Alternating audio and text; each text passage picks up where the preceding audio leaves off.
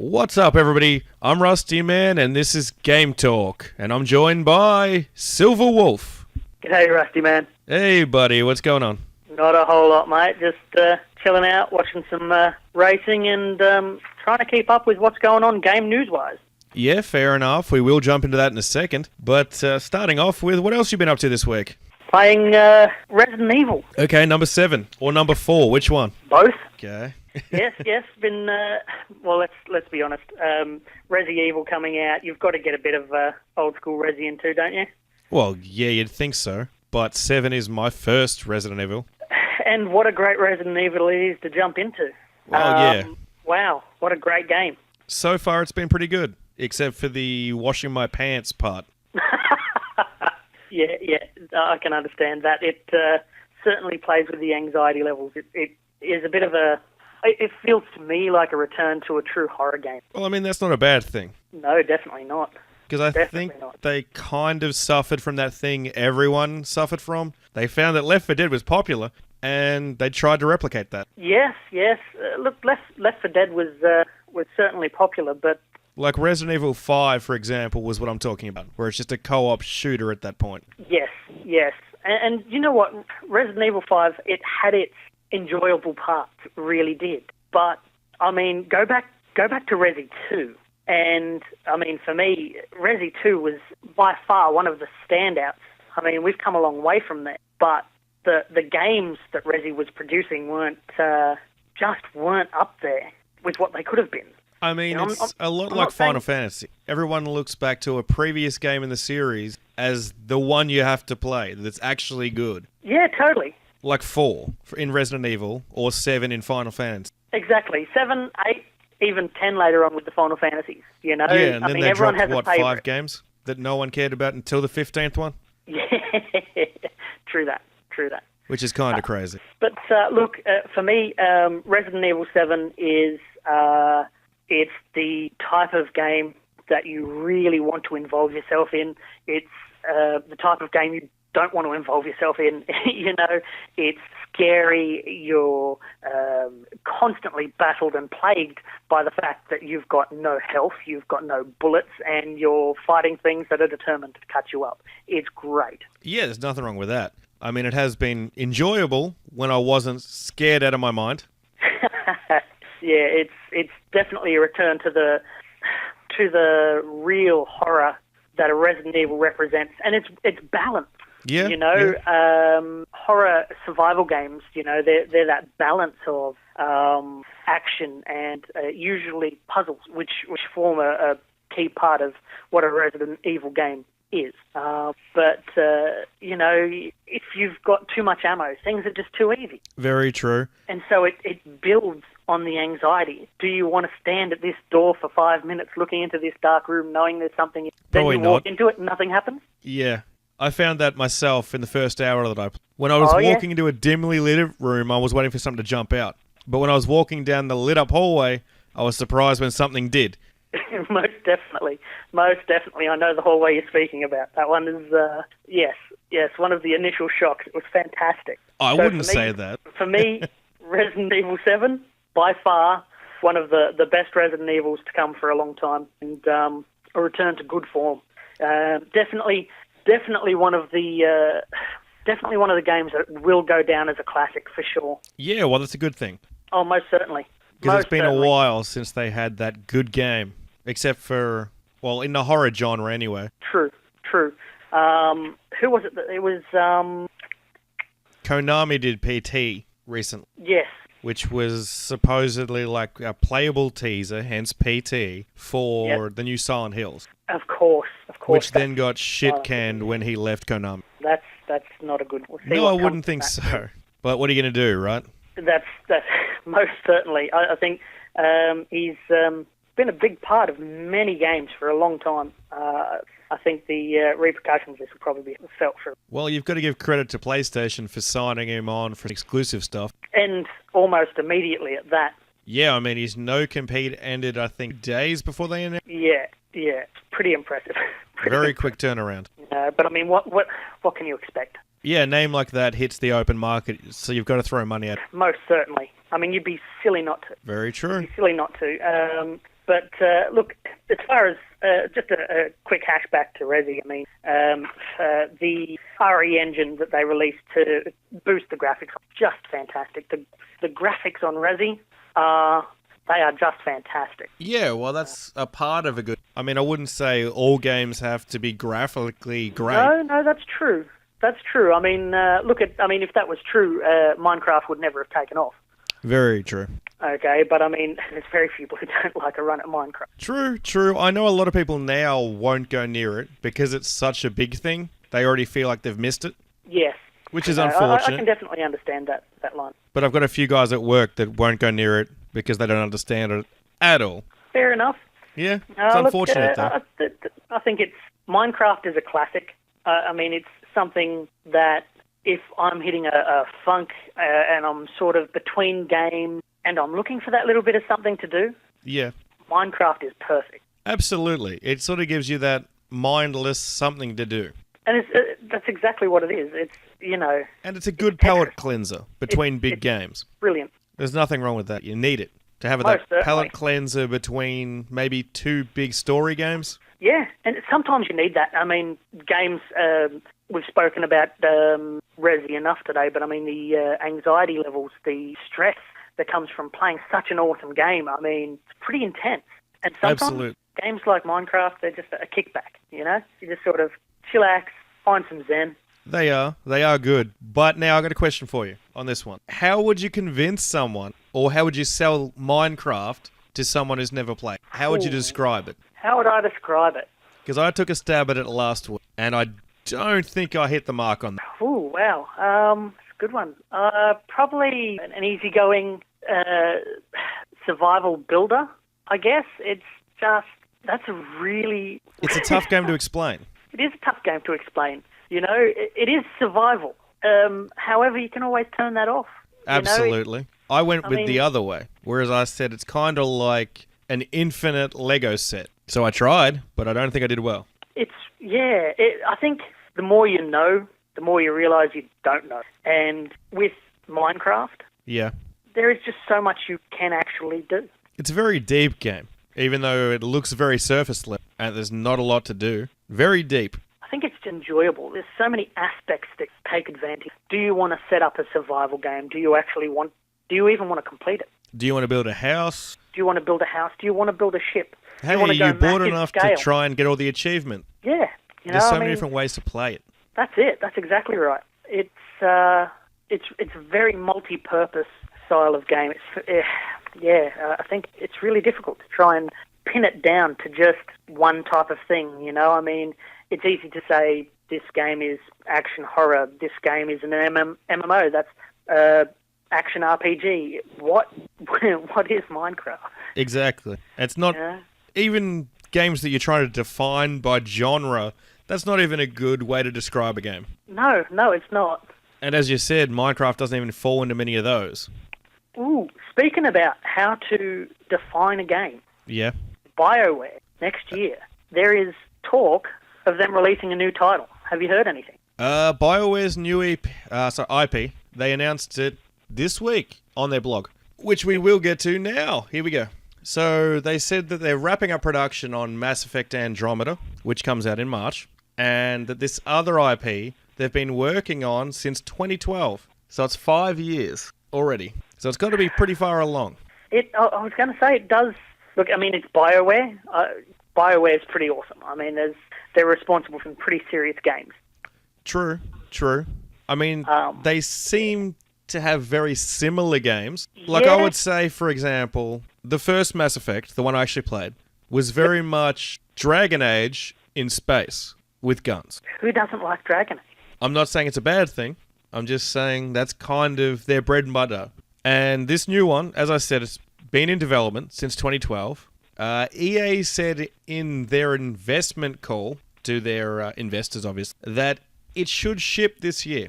Interesting. Yeah, not next year. It should ship this year. Well, that could be good. Yeah. I mean, I'm an RPG player. I love my RPG style games. I don't mind the odd MMO as well. Open world is definitely my favourite type of game. But And not BioWare, always. they're responsible for some great ones. Yeah, yeah. But I think open world is something you don't like when it's, I don't know, for lack of a better term, a crime simulator. Like your Right. GTA, your Watch Dog, Sleeping Dogs, something about dogs. But anyway, there's always, that sort of game doesn't seem to be something you gravitate towards. No, not me. Not personally. I have a crack at things like Watch Dogs and what have you, but it's not so much that it's crime related. I don't know. Maybe it's more that it's modern crime related. Yeah, I don't think it's that it's crime related. It was just a case of that's what people call them, crime simulators. Yeah. Point me towards something with a sword and potentially magic and, hey, the occasional dragon, and I'm happy. Okay, so no Watch Dogs. No. Not enough dragons in Watch Dogs? No, it would take an awful lot of beer, I think, to start seeing dragons in Watch Dogs. Beer or other things. But yeah, it wasn't the only interesting thing to come out of EA's conference call.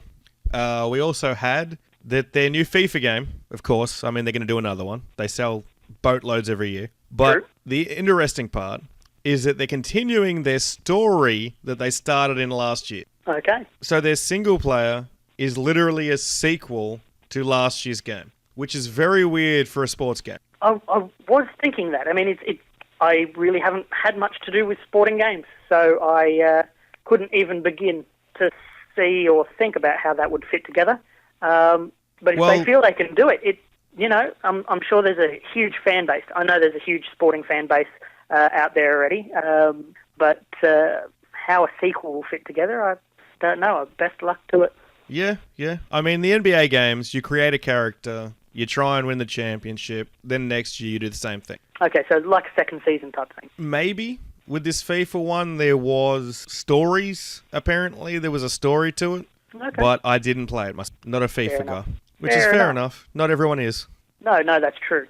They also confirmed that Star Wars Battlefront 2 is still launching this year. Oh, yeah, I have heard that. And that unlike last Star Wars Battlefront, it's going to have the single player, more locations, more game modes, more errors, and more ships. And I don't mean errors as in a screw-up. Errors as in errors. E-R-A-S. Eras, right. Error. Same thing. Deal. We know where you're at. That's exactly right. Yeah, I did read that, and from the reviews I read on the first one, and word of mouth, of course, I had heard that it was good initially, but quickly lost its luster. Yeah, my issue was that no single player. I just avoided it because of that. Fair enough. Well, I don't want all multi. I don't mind multiplayer, but I'm not going to buy a game that's just. No, Because in a few years, when everyone puts it down, it's dead. Yes, definitely. Look, I was I was campaign mode player for a really long time. I've only just the last few years really started playing multiplayer and found it to be great, but without a campaign mode to, I suppose, keep me happy. The games can really lose their shine. Well, it also depends on the game and the kind of game. I was about to say that. Games like Killzone, Call of Duty, that sort of thing, their campaign mode's good enough, but without a multiplayer, there'd really be nothing substantial to the game. But in the same discussion here, you fell off Call of Duty pretty quickly, but Destiny you stuck with.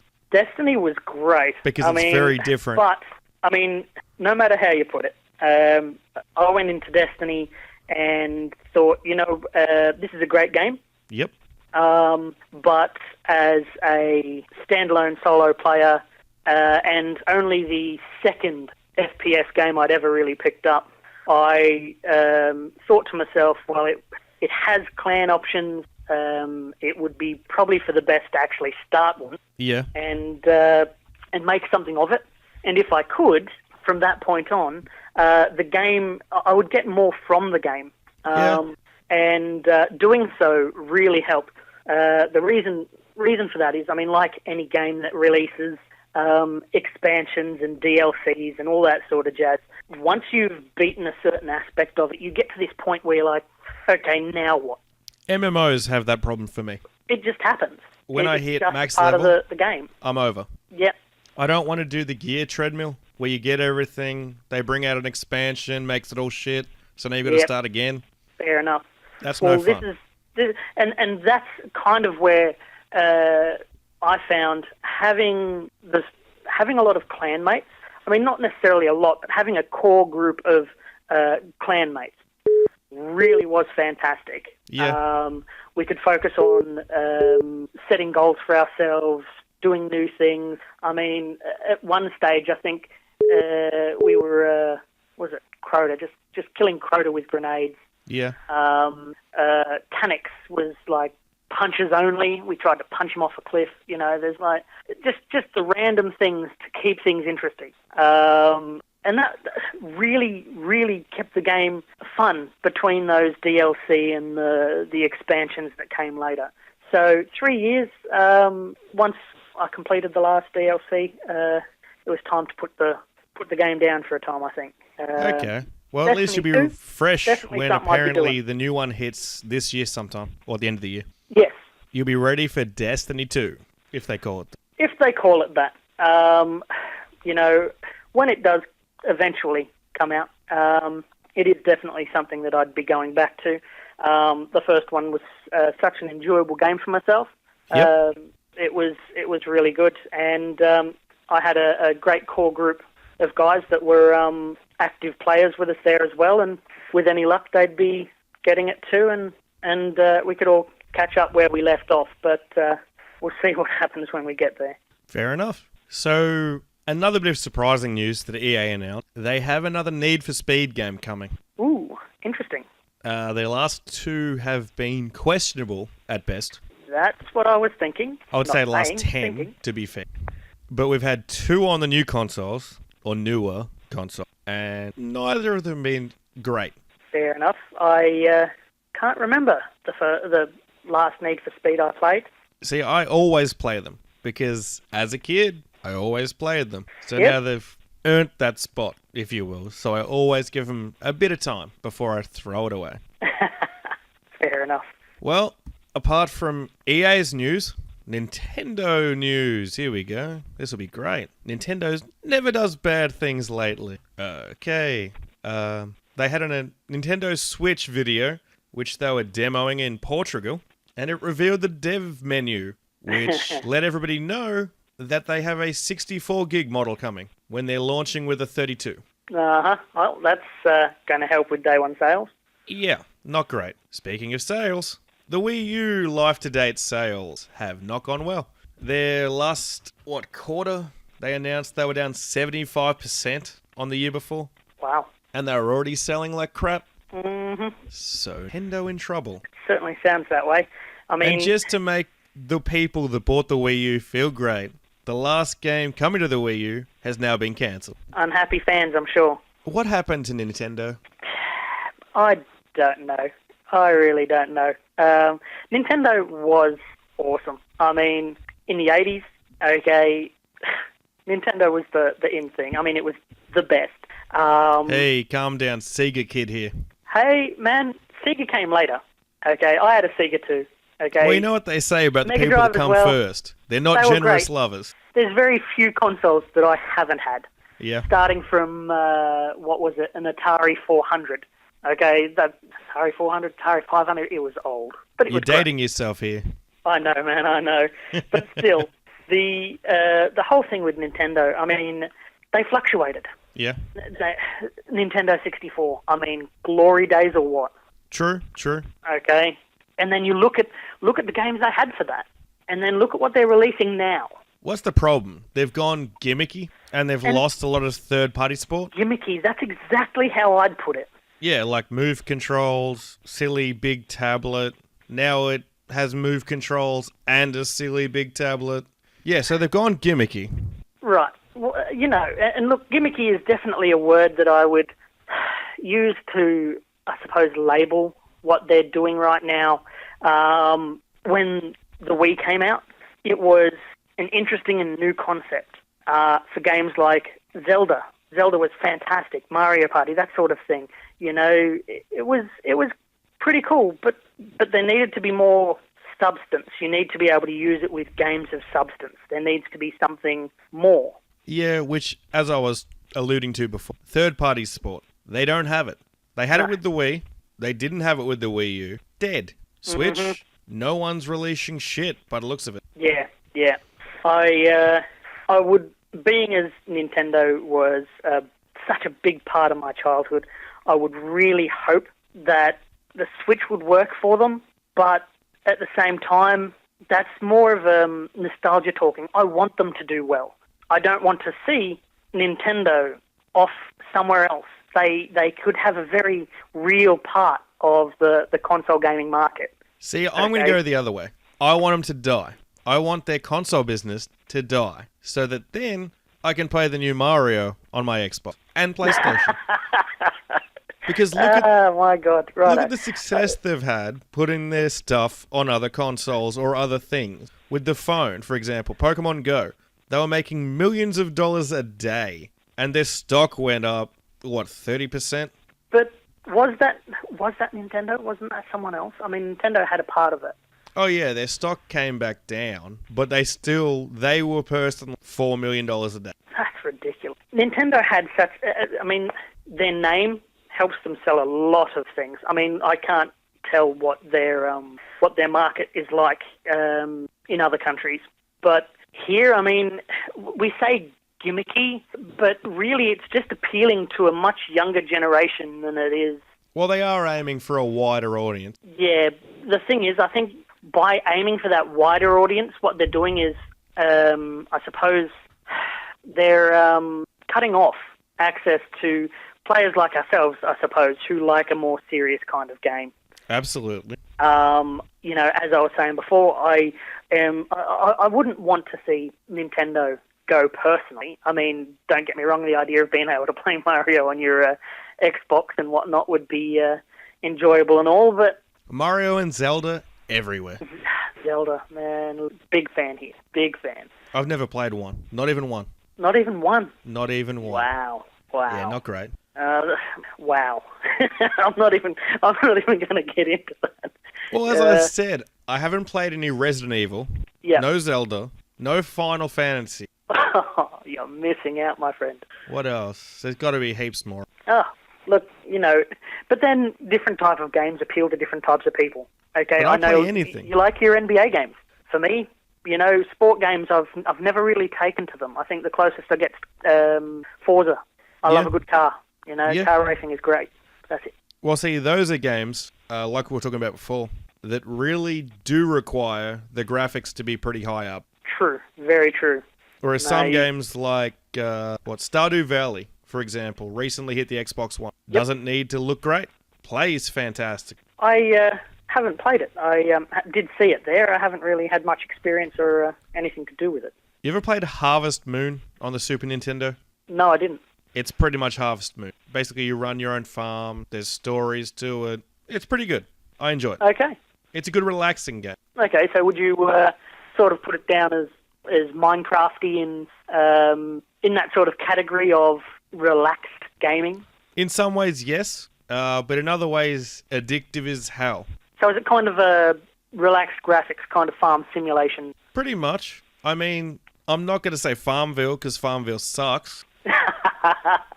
Better version of? No, that still seems insulting to this game. Okay. It's a really good game. Have a look at it just because I've got it and I don't, And you keep doing that, I'll just do one more day thing, and then 6 hours are gone. Okay. Very addictive. So, some weird things said by the head of the Xbox team this week. Okay. He said, for example, don't pre-order the Scorpio, which is the new Xbox. It is? Yeah, he said, don't pre-order it. Interesting thing to say.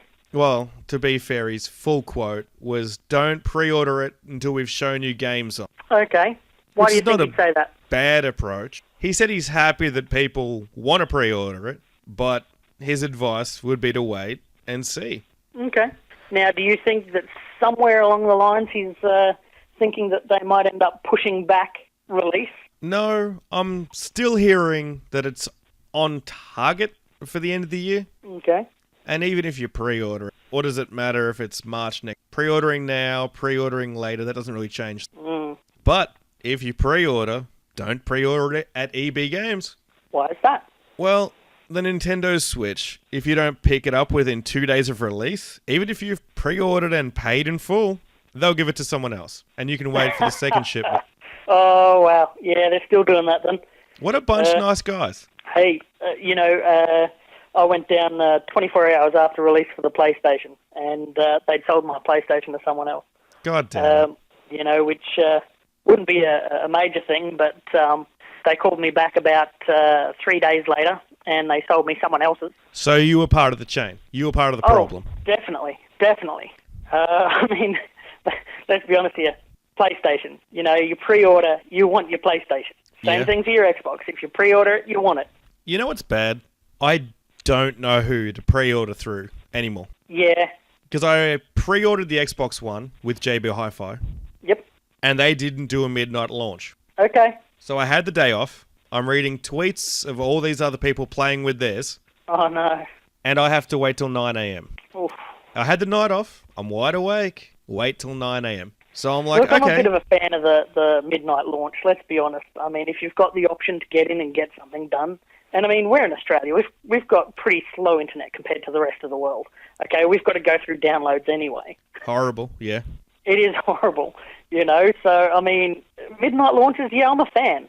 Because it means that by the time I go out and get it, it can be downloading, I can get a couple of hours kept, and by morning, I'm ready to go. Yeah. And you don't have to go at 9 a.m. to go and get it. And then exactly start right. downloading the... That's exactly right. Wait until 9 a.m. I mean, I was like a kid on Christmas morning. Would have been insane. I was like a kid on Christmas morning. I was sitting there, like, couldn't sleep, just counting down the minutes till 9 a.m. Oh, no. And going, I should have pre-ordered it at EB Games, because those are our two options. And now, EB will sell you shit. Good one, EB. Nice. Sure. So, I don't know where to go. Love your work, EB. Well, it could be worse. I'm not sure how, but it could. Well, I suppose, they could not sell you someone else's stuff and just sell yours. That'd be racist. I fail to see how. It's racist if I say it's racist. I'm playing the racist card. Not race card, because I'm white. Okay. Racist card. I follow. Totally legit. I'm pretty sure Trump plays that card. Is that kind of like, trying to boost the sales for the Switch just by making sure that Legend of Zelda is being released like as a release game, like day one? Probably, yeah. I mean, they also allegedly they've pushed back the Wii U launch so it coincides with the Switch launch, because otherwise it would have been ready in November. Of course it would. So yet again, you buy a Wii U, they're gonna stick it up your butt. Oh dear. Oh dear, indeed. Back to Trump, though. This week he announced or signed in, I think it was signed, executive order for importing tax. I know what you're thinking. How does that affect video games? How does it affect Australian video games? That's the somewhat complicated part. Okay. EB Games sells games here based on what their US sale price is. So, if the US sale price goes up by $10, ours will go up by 15. Let's be honest, gamers will find a way around. I mean, in Australia, we're already paying high price. Huge. We pay top dollar, around $100, and in some cases, I think it goes up to $109. I've seen 110. Unless you're day one buying, price. Yep. Unless you're buying, limited release, pre-orders, all that sort of jazz, then you're paying 130, 140, whatever. Yeah. Which is fine, okay? But what's not cool is that the rest of the world can pick them up for, 40 quid? That's a made-up currency. You could tell me 2,000 Skittles and it means the same thing. What's a quid? Okay, so quid's the English pound, okay? So why don't we call it a pound? If you're calling it a quid, how many names does it have? Quid is it's just English street slang, I suppose. Quids, it's just... so like calling $1 a buck? Yeah. Okay. Yeah, okay. That's exactly right. Now I'm not or less confused. Okay. My bad. Essentially, if you can go and pick up a game for £40. Yeah. Okay. At most, that's still, $90? $80, $90? Okay. Yeah. Well, let's see. The US price is $59.99, so let's call it So with our exchange rate, we should be paying 75. Yeah, that seems about right. We should be. Let's call it 80, but here we are, 100 to 110, which is crazy because it's not costing them $20 to $30 per disc to ship it to this country. It's, I get it, okay? We're on an island. You want to ship out, you want to hit us up with some extra flaming cash for import, whatever. Yeah. Okay? But still, $75, $80 is not 100, 110. Yeah, you know the one that drives me nuts? What's is that? When Bandai Namco, or Namco Bandai, whatever they're going by at the time, because they keep changing, they produce games in Australia, like they print them here, and they still charge $100. Wow. Yeah. That shit hurts. Like the way you roll. It's no good. No, definitely not good, But the thing is, it then makes things worse. I mean, so we can't buy online games for the correct, for a fair price. No, they're $100. Same price. That's right. Purchasing a game online should be cheaper. We're not paying for discs. We have to provide the internet to get them. Correct. So there should be a discount. There should be. Okay, instead, because if everyone decided to save money and buy online, which is what would happen, it would make our game retail, unstable. Okay, Yeah, they would not be able to make enough money to support themselves. Because the sad reality is they don't matter anymore in society. Brick and mortar specialty stores matter less and less. I think to a degree there is a place for them, but something has to change.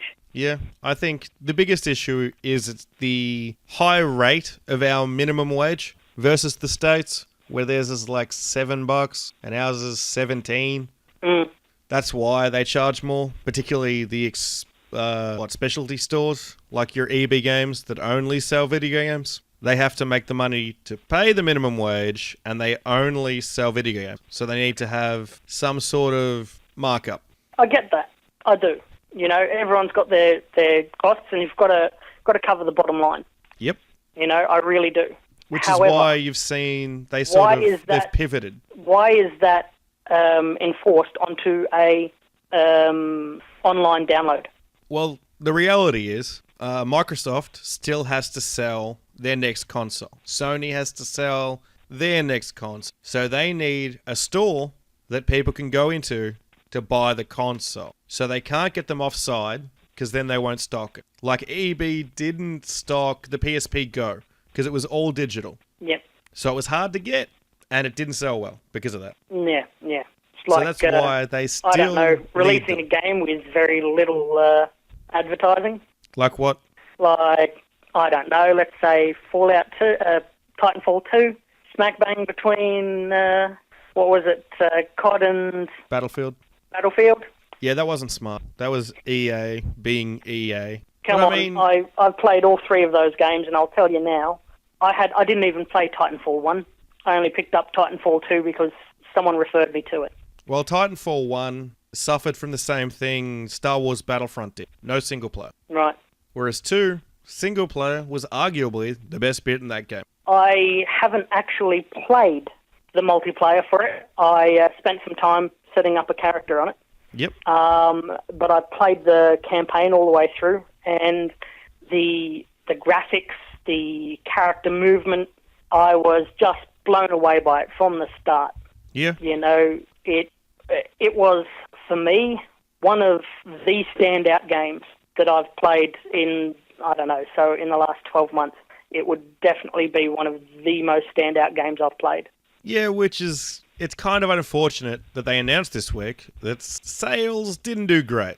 But of course, as we said, do great where when you it release was it smack placed. bang between two major titles and no advertising. Yeah, absolutely. I mean, let's see. Battlefield 1 shipped 15 million, and Titanfall 4.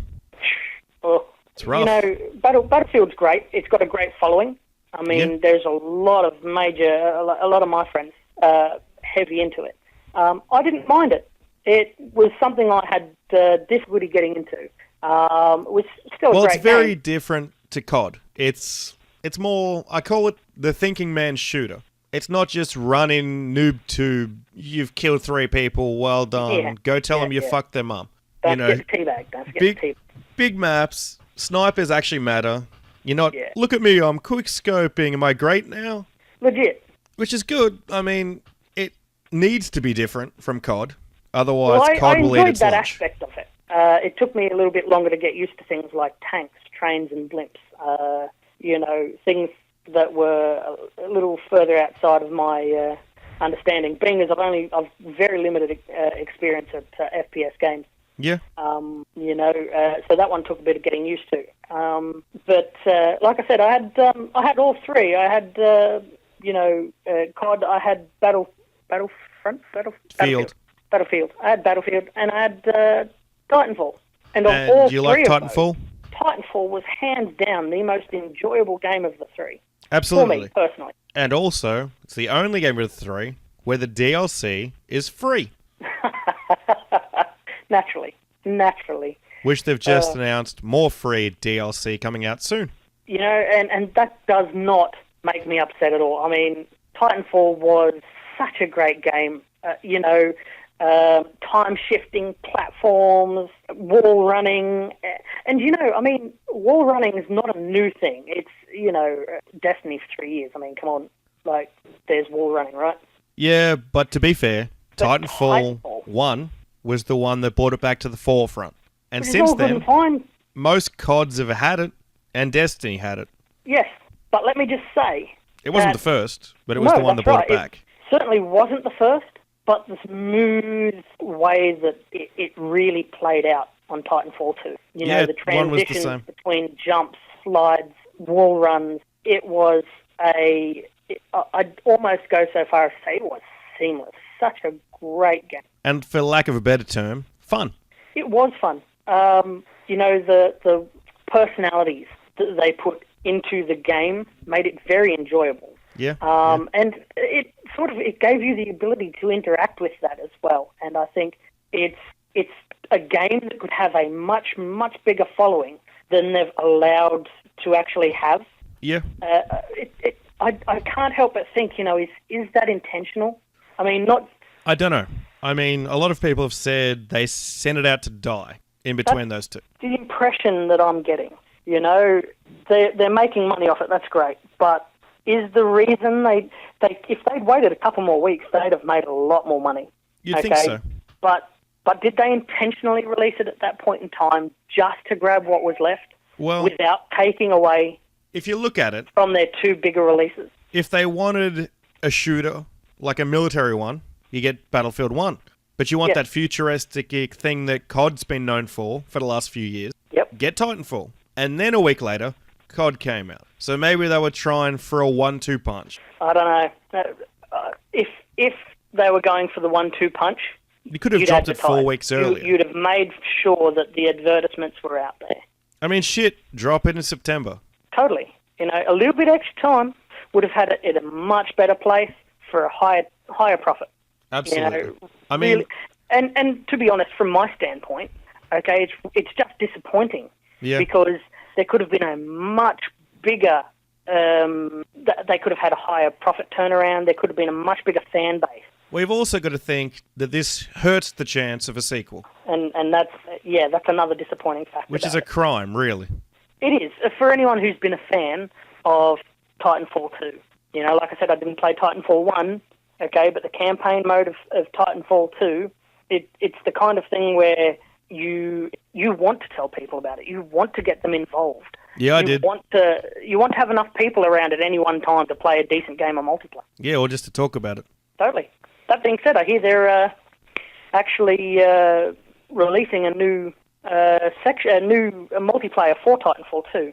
They are. I briefly mentioned it. Their new DLC has live fire. It's a 6 versus 6 mode with no Titans and only lasts 60 seconds, which is weird. But the goal is either to eliminate the enemy or grab a single neutral for flag. Okay. And the team that holds it when the time runs out wins. See, I mean, 60 seconds is pretty tight, but I like the quick action. Actually get into it. It sounds fun. It no does. Titan on a character that moves as flawlessly as they've actually designed it to. I mean, I mean, I really liked Black Ops, Call of Duty Black Ops. The way the characters moved, wall run, that sort of thing. And I tell you what, the way that the character moves in Titanfall 2 was even better. It was such an enjoyable process. Just running and jumping and sliding, before you even pull out the guns. But the guns make it. You know what I mean? The whole thing.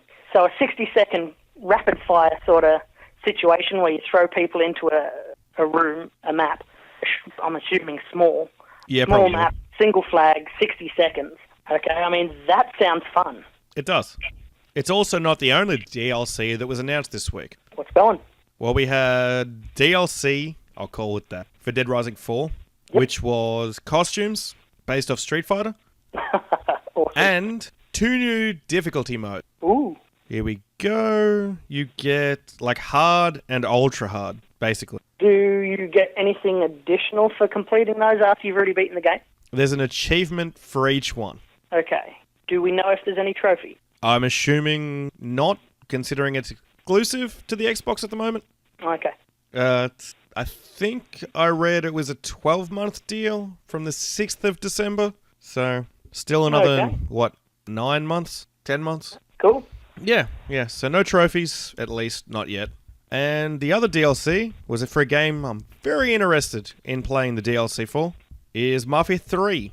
Okay. They announced it when it launched that it would have DLC, but they've sort of covered out the timeline, if you will. Okay. We have 3 story expansions coming this year. First one in March, Faster Baby. Then 2 months later, Stones Unturned. Then 2 months later, Sign of the Time. Okay, so they're releasing a fairly steady... Yeah, every 2 months, which is pretty cool. I mean, The Witcher did that last year with their expansions. So it seems That's to be another a great game. delivery system that people like to use. You don't do it every month, maybe that's too quick. You don't want to do every 3 months, that's too slow. Go with 2. So that seems to be working for them. Well, that's always been the balance, isn't it? I mean, you've got to give people enough time to beat the content. Yeah. Or to come close to it. It's true. Not give them too much time to get bored. No. That was my problem with a lot of games. Because the DLC, the first one, doesn't come out for 6 months. I'm already months and months off that game. Mm-hmm.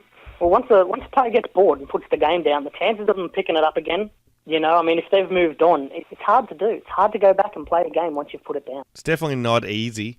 I mean, it's not... I'm probably not going to go back for most games. Mafia 3 I will, even though it's been a big window, because I've kind of been trying to keep an eye out for it the whole time. Fair enough. I get that. When you've found a really good game, I mean, if it's something you've kept an eye on, that's legit. Yeah, I'm looking forward to it. Should be good, hopefully. But it's not, as I said, that DLC, it's finally coming out. The other issue they have with DLC, people don't want 2 weeks after the game comes out to have DLC that they've got to buy. Yes. Because they think, you already finished this before I bought the game. You're now making me pay for something that's probably on the disc anyway. Yeah. The old Capcom move with Street Fighter. Pay $20 for all the skins. And it's a 8 KB file. So it just unlocks what's on the disc. Thanks for that, bro. It's like, well, fuck you for that. I don't like that one. Nah, I mean, yeah, it's all those memes you see. It's like the hamburger on one side, full game. Yeah. Game and DLC on the right, and it's just like 2 burger buns, and everything that goes inside is labelled as DLC. It's crazy. It is. Come on, guys. Someone just give us a full game.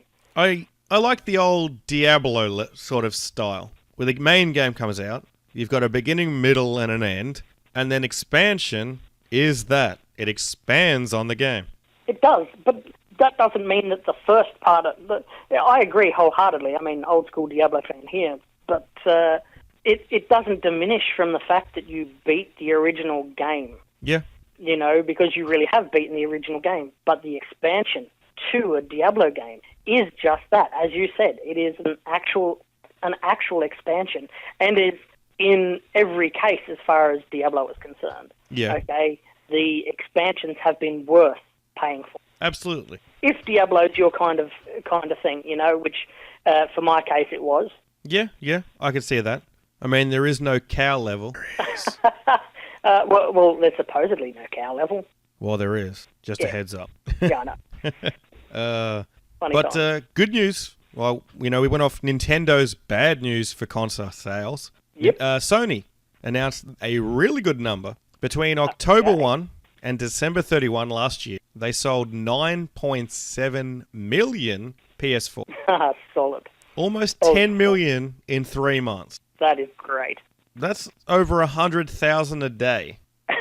Awesome. That's awesome. huge. That is great. I mean, look, I can't tell you what I prefer: the PlayStation, the Xbox, the computer. I think they've all got their merits. Yeah, absolutely. They've all got their merits. I've got different contacts for different groups of friends. But yeah, I think things like exclusive games. Yeah. They really make the different consoles worth having. Absolutely. I mean, I buy them because what if a game comes out and it's not on the console I own? I have the other one because then I don't miss anything. Definitely.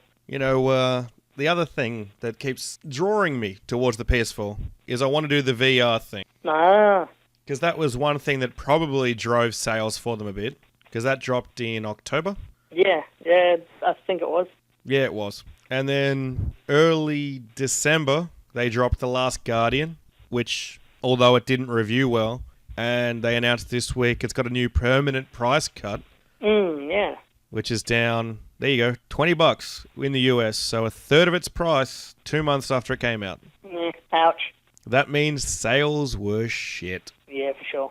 And they're trying to recoup some of their 10 years of development, which is not great. No, it's not.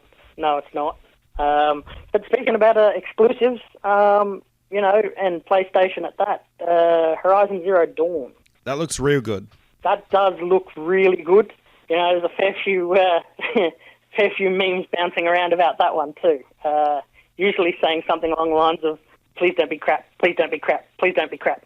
Well, Sony as a whole not doing great with exclusives. Every single one, they're like delay, or it comes out and gets like a 6 or a 7, like your Last Guardian. Yeah. It's strange. I mean, they've been promising a Gran Turismo game since the console launch. Still haven't got one. Gran Turismo. Oh, don't get me started on Gran Turismo. Well, Forza eats its lunch now, really. Oh, Forza eats it for breakfast, man. I mean, doesn't even wait till lunchtime. Gran Turismo, one of the great car games of its time, really. Yeah, but it's starting to show its age a bit. Well, it's well and truly showing its age now. Geez. It really has suffered, though, and it suffered with every release. After the first one, everything. 6 was a weird case. It launched, I want to say, a month or two either before or after the PS4 came out. Yeah. I think it was after, man. which made it even weirder. I completely missed the release of that one at all. Yeah, I played didn't even know it had come out. It was good. I mean, overall, it controlled better, but it was still blocky. Cars can't collide and actually do any damage. Very weird. Look, if they want to do anything, they really have to take a step back and have a look at Forza. When you're talking race games, I sit back and I think about what we were saying before about Need for Speed. If you want a street racing game, get, Forza Horizon. Yeah, pretty much. Right? I mean, I'm talking great graphics, fantastic drivability, and you've got stunts and stuff to do throughout the games. I mean, hands down, fantastic. Very much so. You want the Gran Turismo experience, go for straight up and down Forza. Like Forza 5 was fantastic. Forza 6 is next level awesome. I think the only bad part I think I could say about it is the e-cars are so slow. Drives me insane. But that being said, they've got to have shitty cars so you have somewhere to go. And I've got some bad news for you too. If Gran Turismo wants to expand, they really need to step back and take a look at what everyone else. Well, they've done the opposite. They announced last year they're throwing out single player altogether in Gran Turismo. Oh. I know, not good already. It's only going to have, I think it was 100 cars, whereas your Forzas are in the 1400s. Oh, wow. It's only going to be multi because there's no single. So obviously you can't earn your license, build your way up from the Sunday Cup, to actually racing endurance races. Oh man, come on, let's be honest. I mean, part of the fun part was challenging yourself on the license. Yeah, Okay, yeah, absolutely. and which was okay. I mean, it got a bit crazy later on, but It's the one thing I wish Forza did as well. There was so much fun that could be had. Buying that dodgy first car. Yeah, the one you used for way longer than you should. Because The one you that you kept use way adding longer more than and you should, more because crap you to know it. that you're so close to actually being able to afford something better. Yeah. Or you did what I would do, the stupid thing, where you save up 80 grand and you buy the race upgrade. So it gets like the number, the paint job, and it's 10 times better than it was, but you could have bought a car that was 100 times better for half the money. Fun times. But it was like your first car. Like in real life, when you get that first car, That's true. it holds a place in your heart. It does, doesn't it? Absolutely. Well and truly dead. But yeah, so Sony announced big sales numbers this week, and Microsoft had a few announcements of their own. First of all, they've got a remake of the Xbox original Phantom Dust, which I think was going to be a sequel at one point. Then they fired the studio, got another studio, and now it's just like a remaster. Okay. Anyway, the head of Xbox announced that it's launching before E3. Before E3. No real date or anything, but we know before June, like 14th, I think. See, I never played the original. Neither did I. I hadn't even heard of it, in fact. However, having a look at some of the reviews, it seems to have a very dedicated...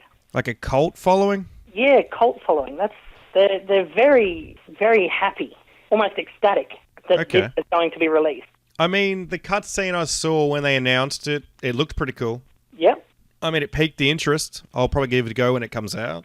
Never had much to do with card games. There's very few. I think the furthest I've gone into any sort of card game is they had one in Final Fantasy VIII. What about Gwent? And Gwent in Witcher. Gwent, big time Gwent. That's the extent of playing card games within a game. Come on, dude. You skipped Yu-Gi-Oh? Yu-Gi-Oh's the shit. Yu-Gi-Oh. I did skip Yu-Gi-Oh. Come on. What are you doing? Well, as I said before, Final Fantasies and open world style games, something I could drop somewhere between 50 and 100 hours into. They're the type of games that I go to for, I'll play pretty much anything. Yeah. But standard code of thumb for me is that if a game is not a minimum of 13 to 15 hours playtime on campaign mode, don't buy it. I don't have time to waste. I mean, the amount of money we have to pay for a game. Yeah, very much so. There is no way that I'll be paying good money for a game that's going to let me down. Okay, fair call. And let's see, Microsoft also announced this week 2 new controllers, official ones. One's blue with like a fade to it. They recently did an orange one, same sort of design. And then there's a grey, white, and black camo one. Yeah, it's Winter something or other, that one, I think. Can't remember the exact name, but it doesn't look bad. It doesn't, but at the same point, I've got an Elite controller. Why the hell do I want a standard one? Yep, fair enough. Not selling it to me. Fair point. That being said, they released looked kind of like a teal, chromatic teal maybe. Yeah. What was it, a couple of months back or something. That one just looked beast. I mean, if that's the kind of thing you're into, I mean, I've just got a standard Xbox controller and it's great. Absolutely. It does exactly what you want it to do.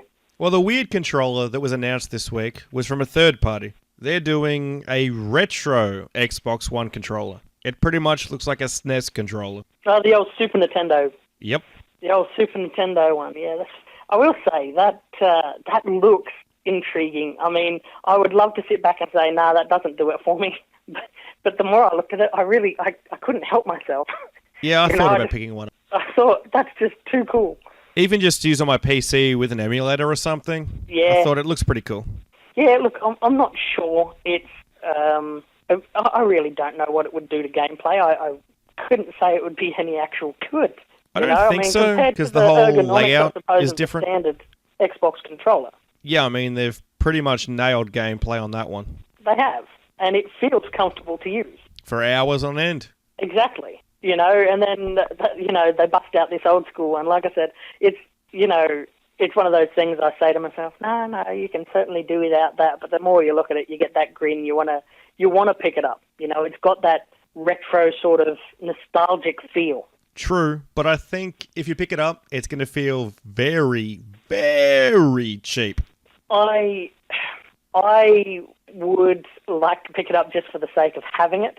Yeah. But at the same time, I really don't know what it will do to your gameplay. I don't know. It would feel awkward. I don't think it would take long to adjust to. But at the same time, Xbox have worked for how many years? I mean, perfecting the shape. Well, after their first controller, the Duke on the original Xbox was so huge it hurt your hands after a few hours. Still a good controller. I'd buy one. I mean, yeah, cool. I was a teenager. My hands were smaller. It's all good. It'll work. Fair enough. It's funny that I think it's the hardware guy over at Xbox. He wants to bring them back for the Xbox One, wireless and everything. Okay.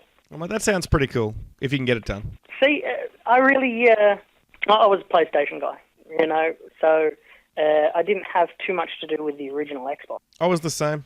I was a PlayStation guy. PS2, because that was obviously the competing console at the time. Yeah. So I didn't have an Xbox though, so I mean, I don't get that nostalgic feel for that controller. Yeah, I did eventually have one, but I only had like a few games on it. Fair enough. Yeah. I mean, talking about old stuff, remember Time Zone? Oh man, I was a Time Zone kid. They're back. That is awesome. Time Zone apparently launched a few new, stores? Locations? Location's a good one. Locations last year. They launched, let's see, here we go. One, apparently, sorry. They launched one in Werribee, and it's doing well. And their plan is to expand to other parts of the country and do more in this state as well. Huh. I had vaguely heard there was talk of 2 other stores potentially, but still that's only 3 in total. Look, for me, Time Zone was, you know, it was the before school stop, it was the after school stop, and if I had change, it was the lunchtime break, you know. I mean, it was, I don't know, I spent more time in Time Zone than I did at home. Yeah. So Daytona? No, Daytona was... House of the Living Dead? It was always a never-present thing, but for me it was all like Capcom versus Street Fighter and House of the Dead style. You know? House of the Living Dead stuff, yeah. That was pretty cool. The one that had the curtain around it. Yeah, the curtain. They said, don't go in if you're under 18. And we're all fantastic. like, I'll do what I want, buddy. curtain. Yeah, or what? Oh, Jesus. Yeah, I'm a huge fan. What else was it? Time Crisis. Yeah. Point Blank. You know, old school games. Did you ever buy a gun for a home console? I did. Me too. I had the gun for the original PlayStation, and I had... I did it for PS2. I had the original Time Crisis and Point Blank. It was fun. I actually liked Point Blank better than Time Crisis. Okay. Only because it was more fun. It was easy, pretty cruisy for a game. Fair enough. Good times. Time Zone. Oh, yeah. Yeah, come back from the 90s. I tell you what, exciting times. You know, what was it? What is it that took over from Time Zone? It was Intensity, I think. Intensity was in, like, Crown Casino. I didn't see any out this way. No, I'm a New South Wales kid, so... Okay. You know, they used to have big intensities in the city. Yeah. I think one of the original ones was something like 2 stories a game. Okay. It's freaking insane. Yeah, I think the one in Crown's the same. 2 stories, and they've also got, like, laser skirmish. Fantastic. And bowling. Laser bowling. Disco or something. It's got, like, the disco ball, but it's also got lasers down the side. Ridiculous. Way over the top. Hey, man, I'm in. Let's go. But hey, you can get beer, and I'm down with that. Let's do it. But now that we've talked about some retro stuff, that'll lead us to a new segment that I want to do every week. And this week, I'll take the lead, but next week, this is on you. So pay attention, okay? Righto, what we got? Retro Game of the Week, where we just call out a game from the past, retro is up to your interpretation, can be whenever, that you want people to either play or experience in their life at some point. Okay. And mine, retro game of the week, number 1, Sonic, the original. Sonic the original. Okay. That was the first game I really sunk time into as a kid. What a great game, though. I really enjoyed it. I mean, you go back, it's a little rough. Controls a bit spongy. As a platformer, Mario definitely smoother. Fair call. Fair call. But you've got to experience it at least once. Hey, look, I mean, it had its own franchise. It was great at the time. There's another one coming this year. What platform? Everything. Interesting. Sonic Mania. And from everything I've seen, it's actually like a 2D platformer again. Not 3D stupid Sonic gives hand jobs behind the local gym or whatever the fuck those games were. It's awkward. A real Sonic game. Okay, well that could be cool. Yeah, but it's going to have decidedly less hand jobs. Awkward again. Good old Sonic. You know what he used in those hand jobs? Knuckles. And sometimes Tails. You didn't go there, really. Oh, I did.